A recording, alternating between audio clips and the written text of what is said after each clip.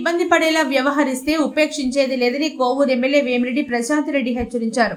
బుచ్చిరెడ్డిపాలెం పట్టణంలోని స్థానిక బెజవాడ గోపాలరెడ్డి నగర్లో సచివాలయ ప్రారంభ కార్యక్రమంలో ఆమె పాల్గొని మాట్లాడారు. తొలుత మున్సిపల్ తరపున విక్రయించిన జేసీబీ, సెప్టిక్ ట్యాంక్, దోమల పొగగొట్టాలను ఆమె ప్రారంభించారు. అనంతరం పూజలు చేసి సచివాలయాన్ని ప్రారంభించారు. ఈ సందర్భంగా ఆమె మాట్లాడుతూ ప్రజలకు మెరుగైన సేవలను అందించేలా సచివాలయ సిబ్బంది, అధికారులు పనిచేయాలన్నారు. నగర పంచాయతీని అభివృద్ధి చేసే దిశగా ప్రతి ఒక్కరూ కృషి చేయాలన్నారు.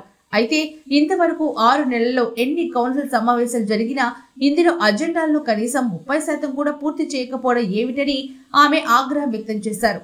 ప్రజలు ఇబ్బందులు పడితే ఉపేక్షించేది లేదన్నారు.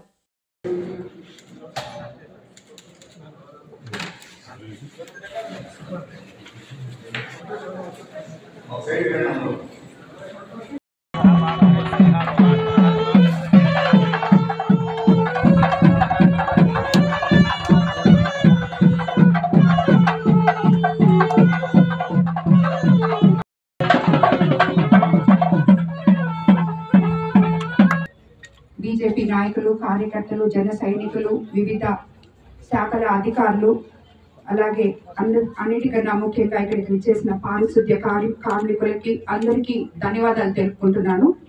ఈరోజు ఈ నగర పంచాయతీలో కొన్ని ప్రారంభోత్సవాలు చేయడం జరిగింది. జేసీబీ ఒకటి, సెప్టిక్ ట్యాంక్ క్లీనర్ ఒకటి, ఫాగింగ్ మిషను, అదేవిధంగా సచివాలయం కూడా ప్రారంభం చేయడం జరిగింది. నగర పంచాయతీ పరిధిలో పనిచేస్తున్న 115 మంది పారిశుద్ధ్య కార్మికులకు మరి 20 మంది సిబ్బందికి మొత్తం 135 మందికి నగర పంచాయతీ సాధారణ నిధుల నుండి 6,27,000 రూపాయల ఖర్చుతో ప్రతి ఒక్కరికి 4 జతల యూనిఫామ్ ఇవ్వడం జరిగింది.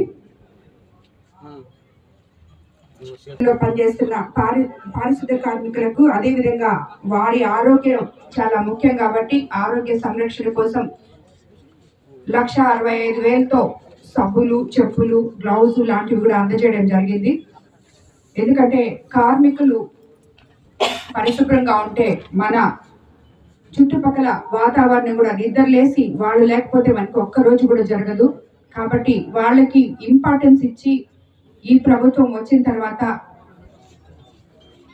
ఈ యూనిఫామ్ కానీ అదేవిధంగా పారిశుద్ధ్యానికి సంబంధించి ముందు వాళ్ళకి రక్షణ కోసం ఇవన్నీ అందజేయడం జరిగింది.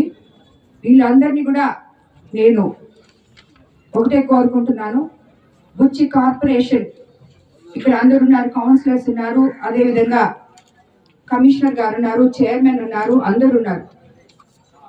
యాక్చువల్గా తెలియని సమస్యలు ఎన్నో ఉన్నాయి బుచ్చిలో. ఇవన్నీ మనం లోపల 4 గోడల మధ్యలో కూర్చొని కౌన్సిల్లో మాట్లాడుకొని ఓకే ఓకే అనుకొని వెళ్ళిపోతున్నాం. ఇప్పటికి 6 నెలలైంది ఈ ప్రభుత్వం వచ్చి. ఇందులో అటు వైఎస్ఆర్సీపీ కౌన్సిలర్లు ఉన్నారు, ఇటు తెలుగుదేశం కౌన్సిలర్లు ఉన్నారు, అదేవిధంగా చైర్మన్ ఉన్నారు, కమిషనర్ గారు ఉన్నారు. కానీ నాకైతే ఈ 6 నెలల్లో ప్రజలు ఎటువంటి సమస్యలు అనుభవిస్తున్నారో దాంట్లో 5% కూడా ఎవరు కంప్లీట్ చేయలేదని చెప్పి నా దృష్టికి రావడం జరిగింది. ఎంతో మంది దీని గురించి ఆరోపించున్నారు. ఈ రోజు కూడా కౌన్సిల్ మీటింగ్ జరగబోతుంది. మేబీ అజెండా ఉంది, అన్నీ ఉన్నాయి. కానీ కౌన్సిల్ మీటింగ్ అయిపోయిన తర్వాత ఎంతమంది